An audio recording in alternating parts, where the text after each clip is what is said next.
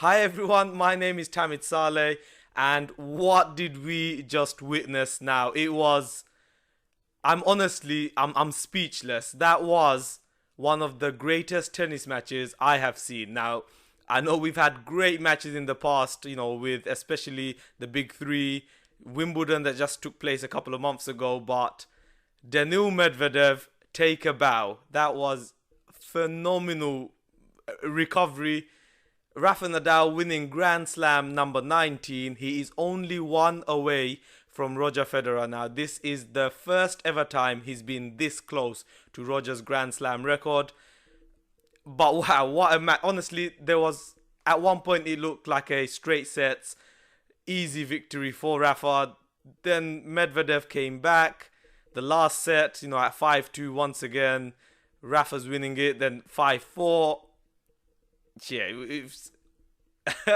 I'm speechless, guys. If you haven't already, then please do subscribe, as I release tennis content every week, as well as additional videos. I'll be releasing a lot more videos looking into this final, the ramifications, the ATP race, all sorts. So yeah, please do hit that subscribe button. Wow, what a final. Let's get into it. So yeah, without further ado, let's roll the intro. Here he is again. That's astonishing. It's absolutely world. Rafael Nadal, 19-time Grand Slam champion, 4-time US Open champion. How great does that sound to you guys? Well, especially the Rafa fans, probably not so much the Roger or the Novak fans. This match was incredible. I'm going to try quickly break it down for you guys. So the first set, Daniil got the early break, Rafa came back, and then Rafa got that all-important break at the end of the set to win it 7-5. Second set, Rafa starting to get further into his groove. Daniil started looking tired, and yeah, he won the second set 6-3, 2 sets to love up. It seemed like, there was no way back for Medvedev to even make it competitive. Third set, at 2-all, Rafa got the break, so he was now 2 sets and a break up. I was actually watching this match with a die-hard, hardcore Rafa fan. He was just celebrating, and Medvedev just got second wind. He came back, got the break again to make it 3-all. He ended up winning that set, and importantly, he won it on Rafa's serve, which meant he carried on serving first in the fourth set. Yeah, he won the third set 7-5. Fourth set, he was going on serve, and like Medvedev, I'm sure if you've seen the match, if not, go watch the highlights ASAP. What I must say is, I was most impressed with the way Medvedev just changed up his game. He started deploying the serve and volley tactic a lot more.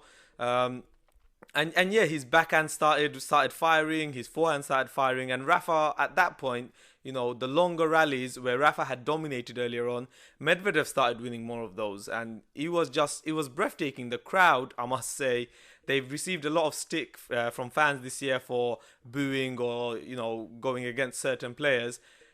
It was like a seesaw. At one point they were supporting Rafa, another point Medvedev, back to Rafa, back to Medvedev. It was incredible, and Medvedev has fully restored his relationship with the New York crowd.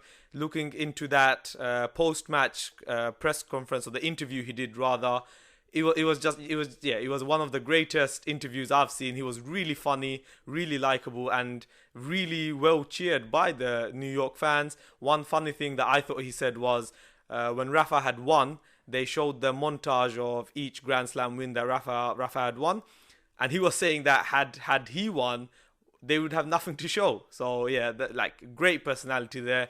So the fourth set, like the third set, Medvedev won by breaking Rafa to win the set again. It happened in the 10th game at 5-4. And when it got to 2 sets all, it was just anyone's game at that point. It was just fascinating.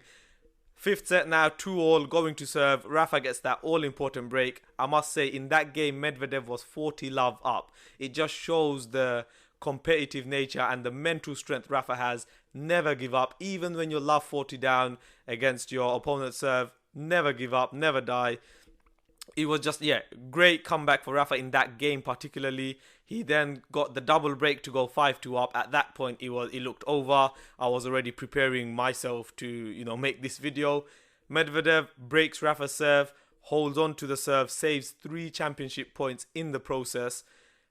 At 5-4, he then has another break point, and yeah, it was just breathtaking. You just didn't know which way the match was going to swing.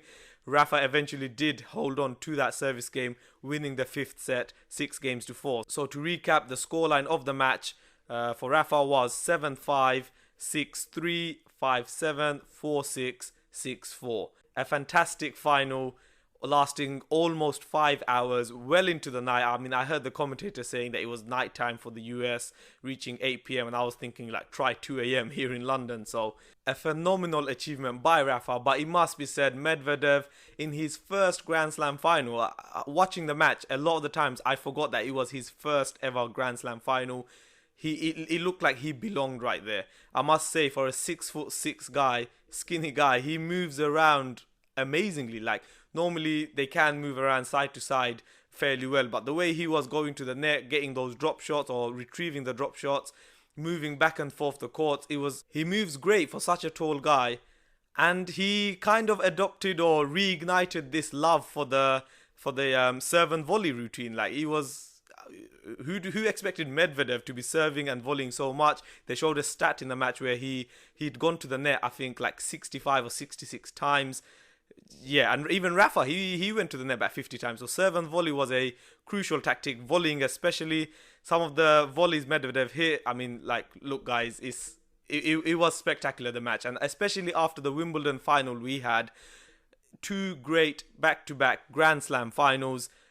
Yeah, I mean, I'm not going to pick which one was better, because in both in their own rights, they were amazing matches. A bit of controversy in the end. Rafa was given time violation. He got it twice, which meant he lost one of his first serves, and then on that same point with his second serve, he got a double fault. He lost it, and that was the one that gave Medvedev a break back in the 5th. It resulted in the umpire getting booed during the prize ceremony, which I thought was a little bit unfair.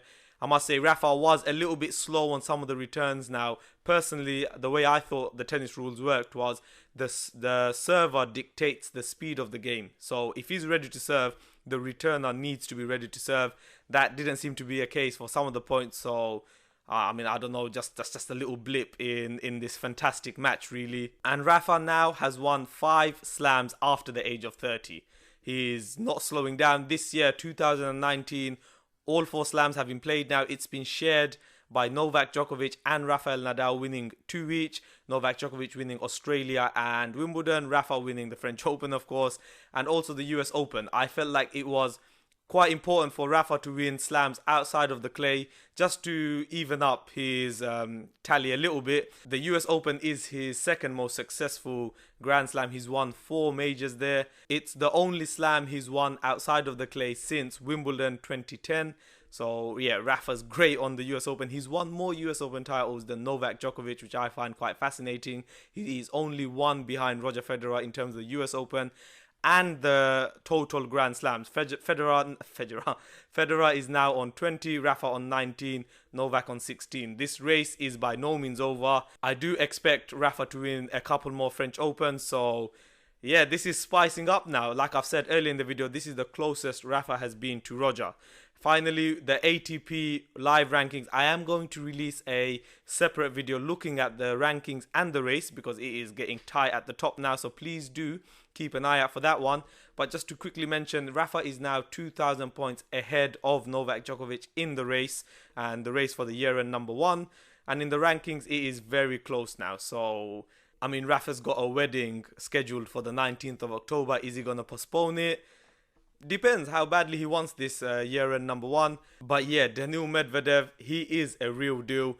Earlier on in the previous video I made, I wanted to see how close the best of the rest, which I believe Daniil Medvedev is to, the big 3. And quite frankly, looking at this match, he's not far off. So could the big 3 turn into a 4-way race soon?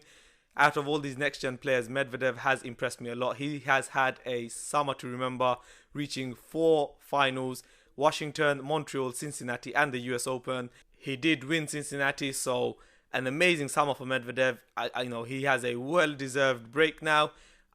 let's see if he can carry on or if he's just a one season wonder. For me, he's not. I think he is the real deal. I'll leave it there for now. I do need to get some sleep. It is getting pretty late. But like always, please do leave a comment.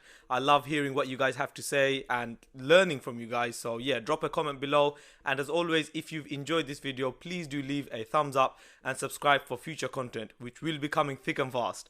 Thank you for watching. Game, set, and match. Game, set, and match.